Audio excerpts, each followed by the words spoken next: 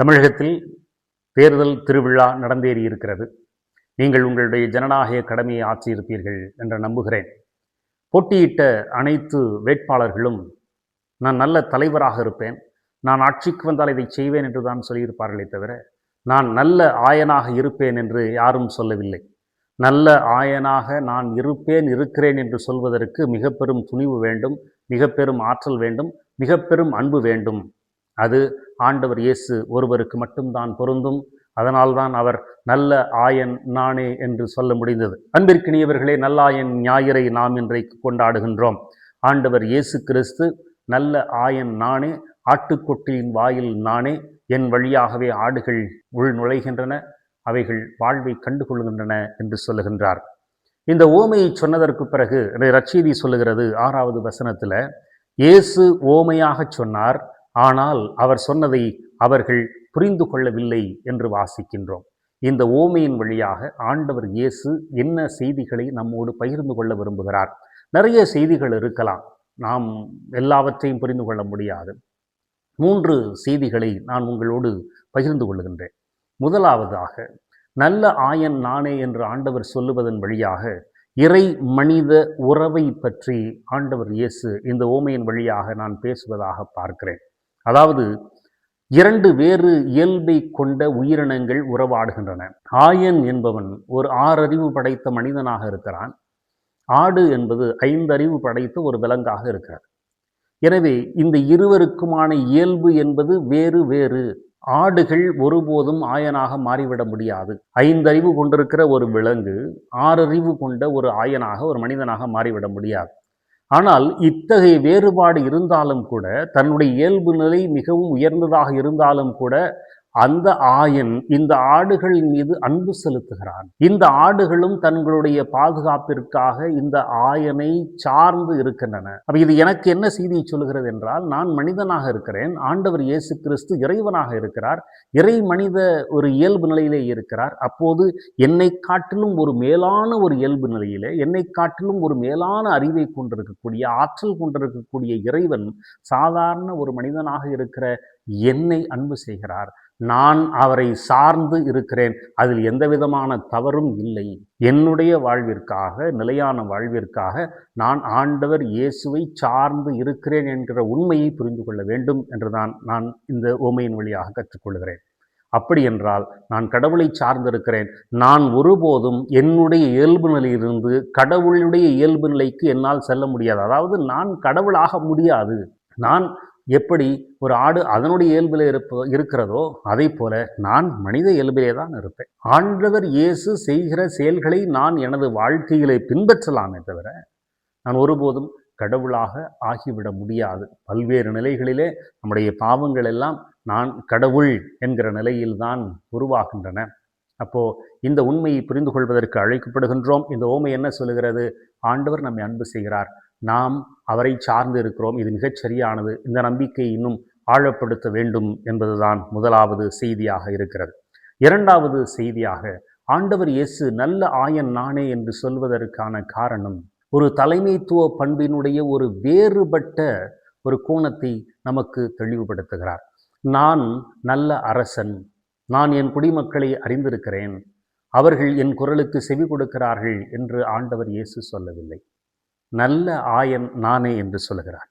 காரணம், ஆயன் என்கிறவர் ஆடுகளுடைய சார்பாக, அதே சமயத்திலே ஆடுகளை தாண்டி அவர்களுடைய பாதுகாப்பிற்காக ஒரு பரந்துபட்ட பார்வையை கொண்டிருக்கிறார். இப்போ ஒரு ஆடு என்பது தனக்கு முன்னால் இருக்கிற பசும்புல் வெளியை பார்க்கிறது. ஒரு பரந்துபட்ட பசும்புல் வெளி தெரிகிறது, அதற்கு அப்பால் இருக்கிற நீர்வீழ்ச்சி தெரிகிறது. எனவே நாம் சுதந்திரமாக அங்கே சென்று ஆட்டம் போடலாம் என்று அந்த ஆடு நினைக்கும். நாமும் பல சமயங்களில் அப்படித்தான் நம்மை ஈர்க்கிற, கவர்த்தெழுக்கிற பல்வேறு செயல்களை பார்க்கிறோம். அங்கே சுதந்திரமாக நாம் இருக்கலாம். அதை காட்டிலும் இங்கே ஆடுகள் எப்படி கொட்டிலே அடைக்கப்படுகிறதோ அதை போல நாம் பல சமயங்களிலே அவைகளிலிருந்து நாம் சிறைப்பட்டிருப்பதை போல தோன்றும். ஆனால் ஒரு ஆயன் என்பவன் அந்த நீர்வீழ்ச்சிக்கு பின்னால் இருக்கிற ஓநாய்களை, எப்பொழுது இந்த ஆடுகளை தூக்கி கொண்டு செல்லலாம் என்று திரிகிற திருடர்களை பார்க்கிறான். எனவே ஒரு பாதுகாப்பு உணர்விற்காக ஒரு ஆயன் என்பவன் அந்த ஆபத்துகளிலிருந்தும் அந்த திருடர்களிலிருந்தும் ஆடுகளை காப்பாற்றுவதற்காக முன்னே செல்கிற ஒரு ஆயனாக, உடன் நடக்கிற ஒரு ஆயனாக அவர் இருக்கிறார் என்பதை நாம் புரிந்து கொள்ள வேண்டும். ஒரு தலைவர் என்பவர் தன்னுடைய மக்களுடைய நல்வாழ்விற்காக பல்வேறு செயல் திட்டங்களை செய்யலாம். ஆனால் அவர்களுக்கு முன்னாலும் அவர்களோடும் உடன் நடக்கிறவர்களை பார்க்க முடியாது. அது ஆயன் ஒருவன் தான் செய்வான். இரண்டாவது, அந்த ஆயன் என்பவன் முற்றிலுமாக ஆடுகளை அறிந்தவனாக இருக்கிறார். ஆண்டவர் இயேசு சொல்லுகிறார், என் தந்தையை நான் அறிந்திருக்கிறேன், தந்தை என்னை அறிந்திருக்கிறார். அதுபோல நானும் என் ஆடுகளை அறிந்திருக்கிறேன், என் ஆடுகளும் என்னை அறிந்திருக்கின்றன. அப்ப ஆயன் என்பவன் ஒவ்வொரு ஆட்டினையும் அதனுடைய குரலையும் அறிந்தவராக இருக்கிறார். ஒரு தலைவன் என்பவன் நிச்சயமாக எல்லாரையும் அறிந்திருக்க வேண்டும் என்கிற அவசியம் இல்லை. இன்றைக்கு யார் வெற்றி பெறுகிறார்களோ அவர்கள் முதலமைச்சராக வருகிறார்கள் என்று வைத்துக் கொள்வோம். அவர்கள் அவருக்காக வாக்களித்த ஒவ்வொரு நபரையும் தெரியும் என்பது அவசியம் இல்லை. அவருடைய பெயர் தெரியாது, அவருடைய முகம் தெரியாது. ஆனால் ஒரு ஆயன் என்பவன் ஒவ்வொரு ஆட்டினுடைய குரலையும் அறிந்து வைத்திருக்கிறவனாக இருக்கிறான். அதுதான் நம் அவர்களுக்கும் தலைவர்களுக்குமான வேறுபாடு. மூன்றாவதாக, மிக முக்கியமானதாக, ஆயன் என்பவன் யார் பலவீனமாக இருக்கிறார்களோ, யார் வழி தவறி இருக்கிறார்களோ அவர்கள் மீது தனியாக அக்கறை கொண்டிருக்கிறவராக ஆயர் இருக்கிறார். 99 ஆட்டினையும் விட்டுவிட்டு வழி தவறி போன ஒரு ஆட்டினை தேடி போய் தூக்கி மகிழ்ச்சியோடு கொண்டு வருகிற ஒரு ஆயனாக இருக்கிறார். இப்போ ஆயனுக்கு இந்த ஒரு ஆடு மிக முக்கியம் என்பதை நாம் புரிந்து கொள்ள அழைக்கப்படுகின்றோம். எனவே இந்த ஆயனுடைய செயல்பாடுகள் இன்றைய உலகத்தினுடைய தலைவர்களுடைய செயல்பாடுகளிலிருந்து முற்றிலும் வேறுபட்டதாக இருக்கிறது. எனவே நல்ல ஆயன் நானே என்று ஆண்டவர் சொல்லுகிறாரே தவிர நல்ல அரசன் நானே என்று சொல்லவில்லை. மூன்றாவதாக, ஆயன் என்பவன் அன்பு செய்கிறான். இது மிக முக்கியமானது என்று நான் கருதுகிறேன். இயல்பு நிலை வேறாக இருந்தாலும் ஆயன் ஆடுகளோடு உடன் நடப்பதற்கான காரணம் ஒரு பணி என்பது அல்ல, ஒரு பொறுப்பு என்பது அல்ல. அதை தாண்டி உண்மையான அன்பு என்பது அந்த ஆடுகள் மேல் இருக்கிறது. ஒரு சில சமயங்களிலே தலைவர்கள் மக்கள் மீது அன்பு செலுத்தலாம், அது பணியின் நிமித்தமாக, பொறுப்பின் நிமித்தமாக இருக்கு. ஆனால் உண்மையான அன்பு என்பது மிகவும் கடினமானது. அது ஆண்டவர் இயேசு கிறிஸ்து ஆயன் என்கிற சொல் வழியாக அவர் வெளிப்படுத்துகிறார். எனவே இது மூன்றாவதாக, ஆயன் என்றால் அன்பு என்பதை புரிந்து கொள்ள வேண்டும். எனவே அதிகாரத்தினுடைய இயல்பு என்பது வேறு. இங்கே ஆயன் என்கிறவன் தியாக உள்ளத்தோடு, அதனால தான் ஆண்டவர் சொல்லுகிறார், என் ஆடுகளுக்காக நான் உயிரை கொடுக்கிறேன். கடவுள் நிலையில இருக்கிற அவர் ஒரு சாதாரண மனிதருக்காக, ஒரு ஆயன் ஒரு ஆட்டிற்காக உயிரை கொடுப்பது என்பது நீங்கள் நினைத்து பார்க்க முடியாது. எனவே ஆண்டவர் இயேசு கிறிஸ்து நல்ல ஆயன் நானே என்று சொல்லுகிற போது தன் நண்பர்களுக்காக உயிரை கொடுப்பதை காட்டிலும் மேலான அன்பு இல்லை என்று சொன்னாரே, அதே போல தன்னுடைய ஆடுகளுக்காக உயிரை கொடுக்கிற ஆயனாக இருக்கிறார் என்றால் அடிப்படையிலே அன்பு இருக்கிறவர்கள்தான் நல்ல ஆயனாக இருக்க முடியும் என்கிற செய்தியை சொல்லுகின்றது. எனவே அன்பிற்குரிய சகோதரிகளே, சகோதரர்களே, இந்த 3 மிக முக்கியமான செய்திகள் இந்த ஓமையின் வழியாக கடவுள் நமக்கு சொல்வதாக பார்க்கலாம். எனவே இதனுடைய அடிப்படையிலே நாம் இன்றைக்கு என்ன செய்திகளை கற்றுக்கொள்ளலாம்? அதே 3 செய்திகள் தான். நாம் ஒவ்வொருமே ஆயர்கள் தான், ஆயன்தான். நீங்கள் நல்ல ஆசிரியர் நானே என்று ஆசிரியர் சொல்லலாம், நல்ல தந்தை நானே என்று குடும்ப தலைவர் சொல்லலாம், நல்ல தாய் நானே என்று குடும்பத்தினுடைய தலைவி சொல்லலாம். அதாவது நீங்கள் நல்ல ஆயன் நானே என்று சொல்வதற்கு ஈடாக நீங்கள் இதை சொல்லலாம்.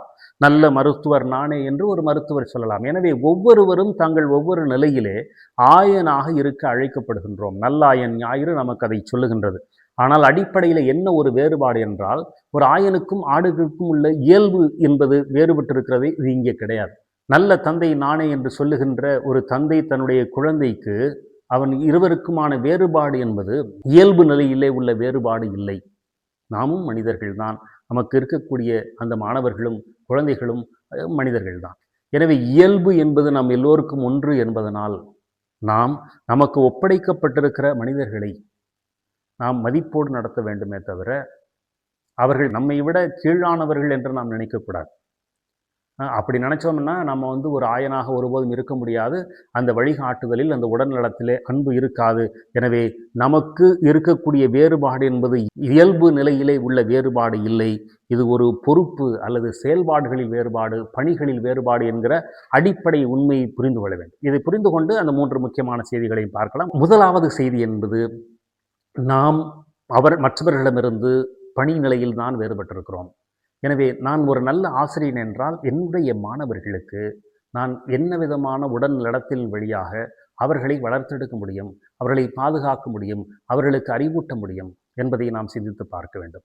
நான் ஏற்கனவே சொன்னேன், ஆடுகள் ஒருபோதும் ஆயனாக முடியாது. ஆனால் ஒரு மாணவன் நல்ல ஆசிரியனாக ஆக முடியும். ஒரு ஒரு குழந்தை நல்ல தந்தையாக பின்காலத்தில் ஆக முடியும். அப்போ இந்த வேறுபாடு, அப்போது நாம் ஒரு நல்ல ஆயனாக இருக்கிறேன் என்றால், என்னுடைய மாணவனுக்கு நான் ஒரு ஆசிரியனாக சில விஷயங்களை கற்றுக் கொடுக்கிறேன் என்றால், அவன் என்னை காட்டிலும் மேலான செயல்கள் செய்யக்கூடியவன் அவனால் ஆக முடியும். அப்போ நாம் ஒரு ஆயனாக இருக்கிறோம் என்று சொன்னால், நம்மை காட்டிலும் மேலானவர்களாக நமக்கு ஒப்படைக்கப்பட்டிருக்கிற அந்த மக்களை, அந்த மாணவனை, அந்த நோயாளியை நான் எவ்வளவு தூரத்திற்கு மேம்படுத்த முடியுமோ அவ்வளவு தூரத்திற்கு நான் மேம்படுத்த வேண்டும். எனவே அது மிக முக்கியமானதாகும். இரண்டாவதாக, ஒரு ஆயனைப் போல நமக்கு ஒப்படைக்கப்பட்டிருக்கிற அந்த மாணவர்களோடு உடன் நடப்பதும், முன்னாலும் பின்னாலும் உடன் நடப்பதும், அவர்களை முழுவதுமாக அறிந்திருப்பதும் அவசியமாக இருக்கிறது. சில யூடியூப்பில் சில செய்திகளை எல்லாம் நான் பார்க்கின்றேன். அதனால் மருத்துவர்கள் தங்களிடத்திலே பணியாற்றக்கூடிய செவிலியர்களை எல்லாம் பின்னால் வைத்துக்கொண்டு அவர்கள் வணக்கம் சொல்லுகிறார்கள். எனவே அந்த அந்த குரலை யார் என்று கண்டுபிடிக்க வேண்டும். சில பேர் கண்டுபிடிக்கல. அப்போது அவர்களிடத்திலே பணியாற்றக்கூடிய செவிலியர்களை கூட தெரியவில்லை. இப்போ என்னுடைய மாணவர்களுக்கு 60 பேரும் பின்னாடி இருந்து ஒவ்வொருவரும் குட் மார்னிங், குட் ஆஃப்டர்நூன் என்று சொன்னால் எனக்கு அவர்களுடைய குரலை வைத்துக்கொண்டு கண்டுபிடிக்கலாம். ஒரு சில பேரை நிச்சயமாக கண்டுபிடிக்கலாம், எல்லாரையும் கண்டுபிடிக்க முடியாது. ஆனால் கண்டுபிடிக்க வேண்டும். ஒரு ஆயன் என்பவன் முழுவதுமாக அறிந்தவனாக இருக்கிறான் என்று சொன்னால் நம்மால் அனைத்தையும் தெரிந்து கொள்ள வேண்டும். சில சமயங்களில் 10 வருஷத்துக்கு முன்னாடி படித்தவர்கள் எல்லாம் ஃபோன் பண்ணி கண்டுபிடிங்க ஃபாதர்னா கண்டுபிடிக்க முடியாது. எனவே ஆனால் ஆயன் என்பவன் இதை கண்டுபிடிக்க வேண்டும், குரலை அறிந்திருக்க வேண்டும் என்கிற விதத்தில் நாம் முழுவதுமாக அவர்களை நாம் அறிந்திருக்கிறோமா என்று சிந்தித்து பார்க்க அழைக்கப்படுகிறோம். அதோடு கூட பர்வீன் சுல்தானா என்கிற ஒரு பேச்சாளர் நீங்கள் கேட்டிருப்பீர்கள். அவர் அந்த குட் ஷெப்பர்ட் என்பதை பற்றி வியந்து ஓதி பேசுவார். அப்படி அவர் சொல்லுகிற போது ஒரு முறை அவர் ஃபாதர்கிட்ட கேட்டாராம், ஃபாதர், அந்த ஆண்டவர் இயேசு கிறிஸ்து அந்த தாங்கி இருக்கிற அந்த குட்டி ஆட்டுக்குட்டியாக இருக்க நான் என்ன செய்ய வேண்டும் என்று கேட்டார். அவர் பார்த்துட்டு, இல்லை வேண்டாம்ப்பார்னார். ஏன் ஃபாதர்? ஆண்டவருக்கு நெருக்கமாக இயேசுவினுடைய கைகளிலே தவழுகிற அந்த ஆட்டுக்குட்டியை போல இருக்கணும் ஃபாதர், ஏன் வேண்டாங்கிறீங்க? அது வழி தவறி போன ஆடுமா, ஆண்டவருடைய குரலை கேட்காமல் போன ஆடு, போய் காலை உடைச்சிக்கிட்டு வந்த ஆடு, அதுக்கு கட்டு போட்டு அது மீண்டும் வழி தவறி விடாமல் இருக்க வைத்து கொண்டிருக்கிறார் என்று சொன்னார். அப்போது ஒரு நல்ல ஆயன் என்பவன், ஏன் இயேசு கிறிஸ்து ஒரு நல்ல ஆயன் என்றால், வழி தவறிய ஆட்டை மிக நெருக்கமாக வைத்து கொண்டிருக்கிறார். அப்போது நம்மிடத்தில் இருக்கக்கூடிய ஒரு பலவீனமான மாணவர்களை, பலவீனமான குழந்தையை நாம் மிக நெருக்கமாக வைத்து கொண்டிருக்கிறோமா, நல்ல ஆயனாக இருக்கிறோமா, அதான் வழி தவறி விடாமல் மீண்டும் வழி தவறி விடாமல் இருக்க. ஆனால் இது எவ்வளவு தூரத்திற்கு சாத்தியம் என்று நமக்கு தெரியவில்லை. ஆனால் நல்ல ஆயன் நானே என்று சொல்லுகிற போது இந்த இரண்டாவது செய்தியாக நாம் அதை பின்பற்றுவதற்கு அழைக்கப்படுகின்றோம். மூன்றாவதாக, தியாகம். நாம் எல்லாரும் நமக்காக இயேசு கிறிஸ்துவை போல உயிரை கொடுக்க முடியாது. ஆனால் தியாக உணர்வோடு எனக்கு கொடுக்கப்பட்டிருக்கிற மக்களுக்கு, எனக்கு கொடுக்கப்பட்டிருக்கிற மாணவர்களுக்கு, எனக்கு கொடுக்கப்பட்டிருக்கிற குடிமக்களுக்கு நான் என்னை செய்ய முடியும், முழுமையான தியாக உள்ளத்தோடு நான் பணியாற்றுகிறேனா என்பதை சிந்திக்க அழைக்கப்படுகின்றோம். நாம் ஒவ்வொருவரும் பங்கு தளத்திலே குருக்கள், சகோதரிகள், ஆசிரியர்கள் என்று ஒவ்வொருவரும் எந்த விதத்திலே பணியாற்ற முடியுமோ அப்படி பணியாற்றுவதற்கு அழைக்கப்படுகின்றோம். எனவே அன்பிற்குரியவர்களே, இன்றைக்கு இறை அழைத்தல் ஞாயிறு என்பதையும் நாம் கொண்டாடுகின்றோம். இந்த இறை அழைத்தல் ஞாயிற்றில் இன்றைக்கு தலைவர்கள் என்பவர்கள் இயேசு கிறிஸ்துவை பின்பற்றி நல்ல ஆயனாக இருக்க வேண்டும் என்பதற்காக மன்றாடுவோம். அவர்கள் மனிதர்களை மதிக்கக்கூடிய, ஏன்னா இயல்பு நிலையில் எல்லாரும் ஒன்று தான், ஒரு குருவும் மக்களும், இறை மக்களும், ஒரு ஆசிரியரும் ஒரு மாணவரும் எல்லோரும் இயல்பு நிலையில் இருப்பதனால, ஒரே இயல்பு நிலையில் இருப்பதனால அவர்களை ரொம்ப கீழானவர்களாக பார்க்காமல் மதிப்புமிக்கவர்களாக பார்க்கிற தலைவர்கள் முதலில் உருவாக வேண்டும். அதற்கு பிறகு அன்போடும் தியாகத்தோடும் பணியாற்றுகிறவர்கள் வேண்டும் என்பதற்காக ஜெபிப்போம். எனவே இறையழைத்தல் ஞாயிறிலே நல்ல தலைவர்கள் நமக்கு திருச்சபைக்கு மட்டுமல்ல நாட்டிற்கும் நல்ல தலைவர்கள் உருவாக வேண்டும். நல்ல ஆயர்களாக அவர்கள் வருவதற்கு முயற்சி செய்ய வேண்டும். அதற்கான ஆற்றலை இறைவன் தர வேண்டும் என்று மன்றாடுவோம்.